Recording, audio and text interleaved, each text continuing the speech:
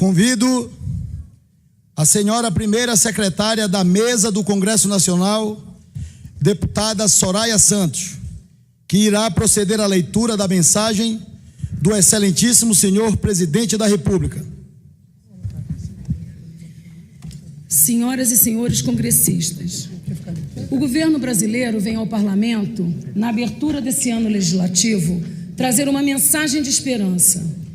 Esperança de que falo é a esperança da atitude, da liberdade. Falo ainda da resistência de um povo, de uma nação. O Brasil resistiu há décadas de uma operação cultural e política destinada a destruir a essência mais singela e solidária de nosso povo, representada nos valores da civilização judaico-cristã. Esse processo começou pela dominação cultural nos espaços de formação e informação. Passou pela ocupação do poder nas estruturas públicas e instituições. E, por fim, chegou ao próprio governo. O Estado foi assaltado. O erário foi colocado à disposição de tiranetes mundo afora. E a democracia ficou vulnerável diante de tamanha dilapidação moral e ética. Os brasileiros, especialmente os mais pobres, conhecem o resultado da era que terminou. A pior recessão econômica da história nos foi legada. 13 milhões de desempregados. Isso foi resultado direto do maior esquema de corrupção do planeta, criado para custear um projeto de poder local e continental. O combate à miséria foi limitado à maquiagem nos números. Indicadores foram alterados para fins de propaganda sem implicar melhoria nas condições da vida da população. A criminalidade bateu recorde, fruto do enfraquecimento das forças de segurança e de leis demasiadamente permissivas. O governo de então foi tímido na proteção da vítima e efusivo na vitimização social do criminoso. A mentalidade era: quem deve ir para o banco dos réus é a sociedade. Isso acabou. O governo brasileiro declara guerra ao crime organizado, guerra moral, guerra jurídica, guerra de combate. Não temos pena e nem medo de criminoso. A eles sejam dadas garantias da lei e que tais leis sejam mais duras. Nosso governo já está trabalhando nessa direção. Os mais vulneráveis foram os que mais sofreram com a degradação da segurança. Mulheres, crianças, pobres e negros eram objetos de discurso, mas não de políticas consistentes de proteção. Não vamos descansar enquanto o Brasil não for um país mais seguro, em que as pessoas possam viver em paz com suas famílias. Nas relações internacionais, o Brasil deu as costas para um mundo livre e desenvolvido. Na saúde, o povo foi abandonado e os índices de mortalidade infantil voltaram a subir, depois de décadas de queda. O meio ambiente virou bandeira ideológica, prejudicando quem produz e quem preserva. Que, diferentemente do que se prega, são as mesmas pessoas. De novo, mais um objeto de discurso que na prática ficou desprotegido. O Estado sobrepõe dezenas de estruturas de fiscalização, inibe quem quer produzir, mas não conseguiu coibir a tragédia de Brumadinho. Aproveito para enfatizar que continuaremos empregando toda a energia para dar suporte às famílias, para melhorar o modelo de fiscalização de barragens e para colocar com as investigações. Não é com um Estado mais pesado que vamos resolver, e sim com um Estado mais eficiente. A propósito disso, cito outra herança: o aumento do custo Brasil. Com carga tributária impeditiva, modais logísticos insuficientes e burocracia paralisante, formou-se uma combinação que, além de não proteger o meio ambiente, destruiu nossa produtividade e a nossa competitividade. Nosso país, de dimensões continentais e com uma população plural e de espírito livre, rejeitou essa forma de governar. Caiu por terra a mentira, e eis que vimos nascer a verdade e a esperança de quem quer seguir em frente. É fato que essa nova esperança se materializou em 2018.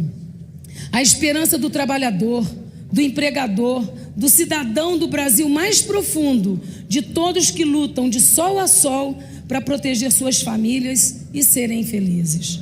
Nós, Executivo e Legislativo, temos grandes responsabilidades. A conscientização e a concretização dos nossos sonhos começa por acreditar mais no Brasil e nos brasileiros do que nas soluções de Brasília. É verdade, e acima de tudo, não esquecer, governamos para Sua Excelência a população brasileira. É hora de a administração pública voltar a servir, a resolver os problemas da nação. E é isso que significa dizer mais Brasil, menos Brasília. O Estado brasileiro, ao longo do tempo, foi se voltando muito para si e pouco para a sociedade.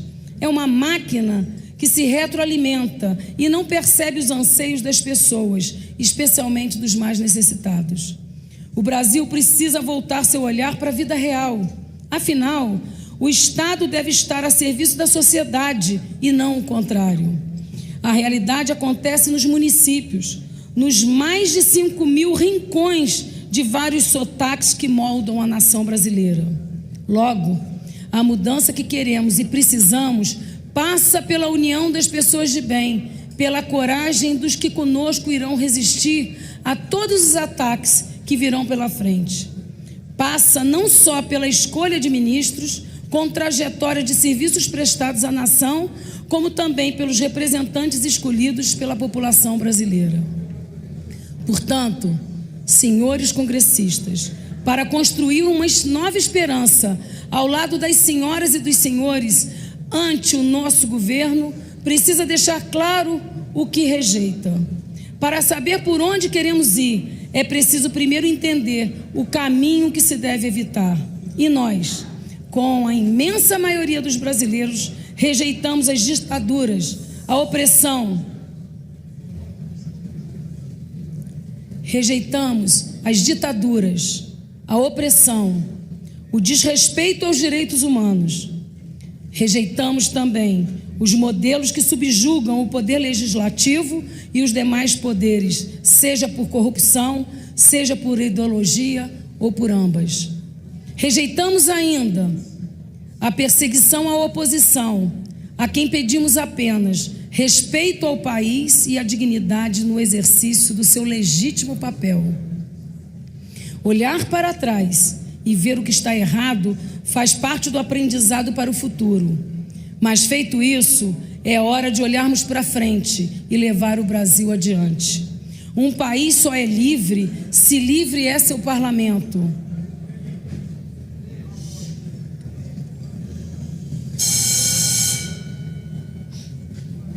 Repetindo, um país só é livre se livre é seu parlamento, se respeita e zela pela Constituição. E um país só é desenvolvido se o seu parlamento tem responsabilidades com a evolução, com a transformação e com o progresso. É hora de evoluirmos juntos, política e institucionalmente. É o mínimo que cada um de nós, depositários da esperança, deve ao povo brasileiro. Os primeiros passos dessa esperança concreta já estão sendo dados, tanto no ambiente interno quanto no externo.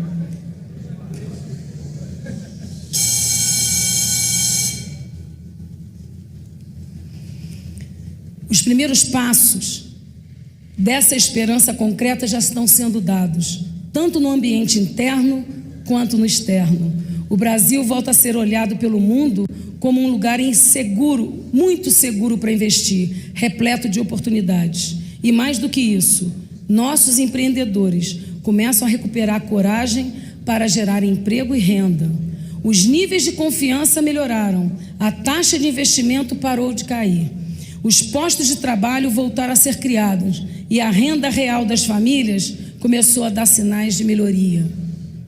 Estamos conscientes, nós e todos os transformadores e formadores de opinião responsáveis.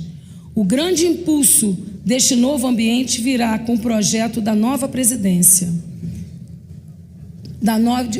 retificando, da nova previdência, que é uma pauta de fundamental importância.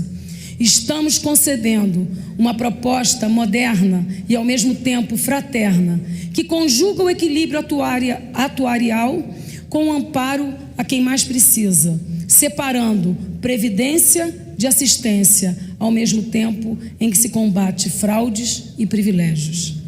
A nova Previdência vai materializar a esperança concreta de que nossos jovens possam sonhar com seu futuro por meio de poupança individual da aposentadoria.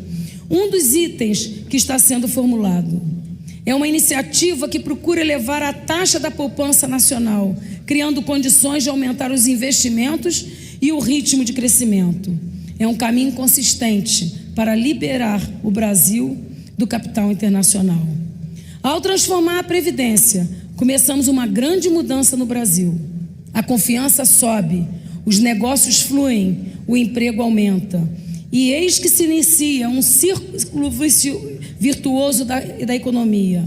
Eis que se inicia um ciclo virtuoso na economia. Não tenham dúvida disso. Essa é uma tarefa do governo, do parlamento e de todos os brasileiros. Mas, é claro, temos outros desafios igualmente importantes. Nossa educação, muitas vezes transformada em espaço de doutrinação ideológica, precisa resguardar a sua qualidade. Os pais do Brasil querem que seus filhos saibam português, matemática, ciências, que saibam ler, saibam escrever, evoluir por suas próprias pernas, e que as minorias, as diferenças sejam respeitadas em ambiente acolhedor, afetivo e fraterno. Nosso governo quer recolocar o aluno no centro do projeto educacional a partir de professores respeitados e valorizados. É nesse